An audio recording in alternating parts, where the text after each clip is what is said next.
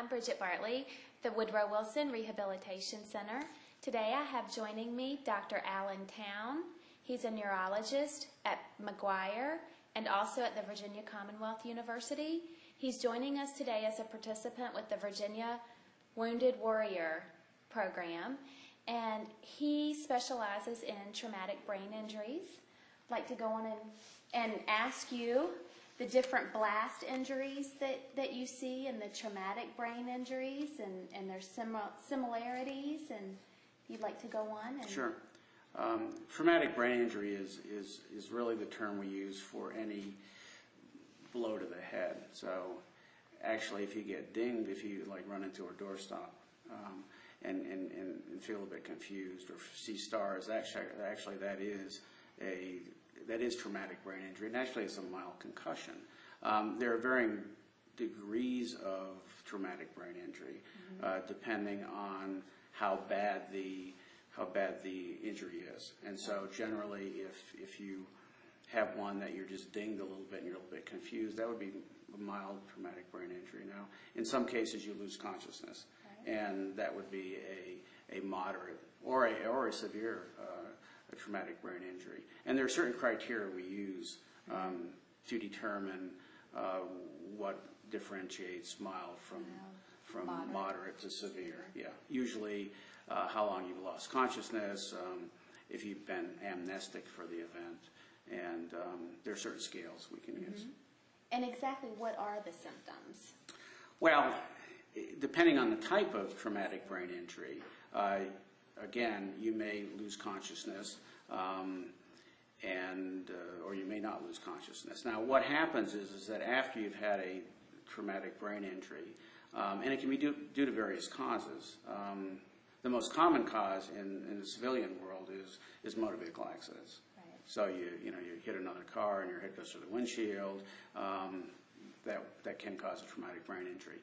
What tends to happen afterwards is that what we call a post-concussive syndrome, or a constellation of signs and symptoms that we see after the injury. And in most cases, at least from a neurological standpoint, what we tend to see is that patients will complain of difficulties with thinking. They may complain of headaches. They may complain of dizziness. They may complain of nausea, and sort of difficulty multitasking. And so that's pretty much immediately after the injury. They won't be quite right. They may even have depressive type symptoms. Right. The longer term effects of traumatic brain injuries with our troops that are very well, quite possibly could be coming home as early as next year. What should we be looking for? And their loved ones, their family members, their support groups when our troops arrive? Well, I think you need it. Sure, and again, I've been deployed twice to Afghanistan, and so I sort of know. I mean, fortunately, I didn't suffer any traumatic brain injury, but a lot of my soldiers did. Right. So I've been following them since 2005, which was my first deployment. Then I had one last year. So I look for the same symptoms that everyone else should look for, and so part of it would be if they're having difficulty with irritability, if they're having difficulty with increased headaches, if they're having difficulty with multitasking, or they're having problems with processing information. I mean, a common thing is that they'll come back from deployment and they'll be in this rhythm. And then they'll get back to work and say, I just can't function the way I used to. Right.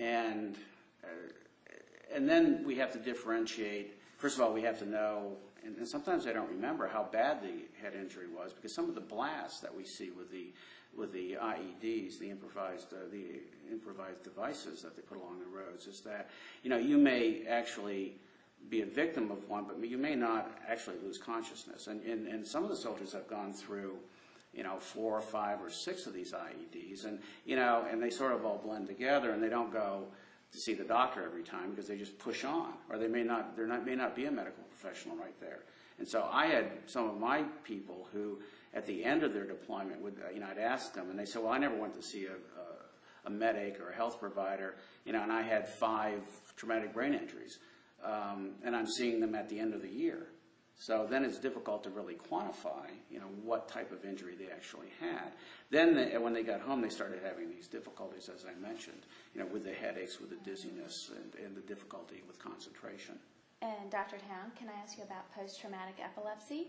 That's something that we are very interested in the VA system. In fact, there was a recent bill passed to establish centers of excellence to study epilepsy within the VA system. And one reason we're very interested in this is that we know from previous wars that the incidence of epilepsy or seizures is much higher in those patients who have had traumatic brain injury than those patients who haven't. And one of our major concerns is that the new type of injury that we're seeing with the blast injury, we suspect that actually there'll be a substantial amount of soldiers returning who may develop this, and they don't necessarily develop it right when they're home. Right when they get home. Right. They may develop it years later. In fact, many times we'll see 2 years later they'll start developing these seizures. And they are not your typical seizure where you fall down to the floor and foam at the mouth. Many of them are seizures that we call partial seizures, where there just may be strange behaviors.